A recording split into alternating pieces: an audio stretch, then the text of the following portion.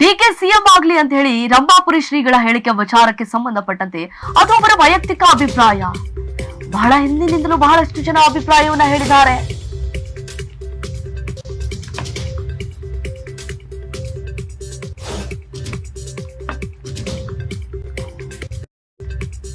ದೆಹಲಿಯಲ್ಲಿ ಕೃಷಿ ಸಚಿವ ಚಲುವರಾಯಸ್ವಾಮಿ ಅವರು ಹೇಳಿಕೆ ಕೊಟ್ಟಿದ್ದಾರೆ. ಸಿದ್ದರಾಮಯ್ಯ ಡಿಕೆ ಶಿವಕುಮಾರ್ ಬಹಳ ಅನ್ಯೋನ್ಯವಾಗಿದ್ದಾರೆ. ಇಬ್ರು ಕಷ್ಟಪಟ್ಟು ಪಕ್ಷವನ್ನ ಅಧಿಕಾರಕ್ಕೆ ತಂದಿದ್ದಾರೆ. ಮತ್ತೆ ಸರ್ಕಾರ ತರಬೇಕು ಅಂತ ಜನಪರ ಕೆಲಸ ಮಾಡ್ತಿದ್ದಾರೆ.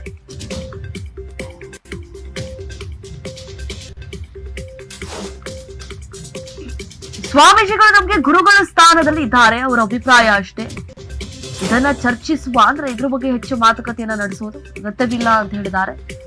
ನವದೆಹಲಿಯಲ್ಲಿ ಕೃಷಿ ಸಚಿವ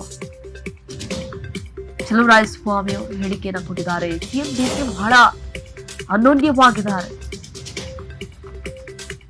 ಡಿಕೆ ಸಿಎಂ ಆಗ್ಲಿ ಅಂತ ಹೇಳಿ ರಂಭಾಪುರಿ ಶ್ರೀಗಳ ಹೇಳಿಕೆ ವಿಚಾರಕ್ಕೆ ಸಂಬಂಧಪಟ್ಟಂತೆ ಅದು ಅವರವರ ವೈಯಕ್ತಿಕ ವಿಚಾರ, ಅವರವರ ವೈಯಕ್ತಿಕ ಅಭಿಪ್ರಾಯ ಅಂತ ಹೇಳಿ ಚಲುವರಾಯಸ್ವಾಮಿ ಅವರು ರಿಯಾಕ್ಟ್ ಮಾಡಿದ್ದಾರೆ.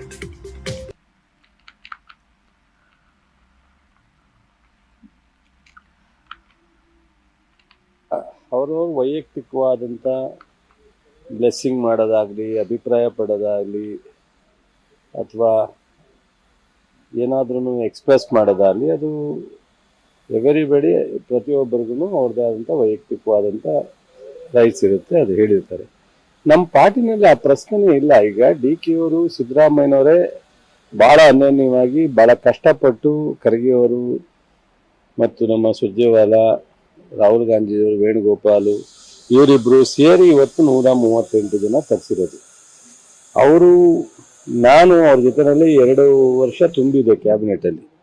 ಪ್ರತಿ ಹಂತದಲ್ಲೂ ಸಹ ಅವರಿಬ್ರು ಮತ್ತೆ ನಾವು ಗೌರ್ಮೆಂಟನ್ನು ತರಬೇಕು, ಜನಪರವಾಗಿ ಕೆಲಸ ಮಾಡಬೇಕು ಅನ್ನೋ ಆಸಕ್ತಿಯಿಂದ ಇಬ್ರು ಅನ್ಯೋನ್ಯವಾಗಿ ಕೆಲಸ ಮಾಡ್ತಾ ಇದ್ದಾರೆ.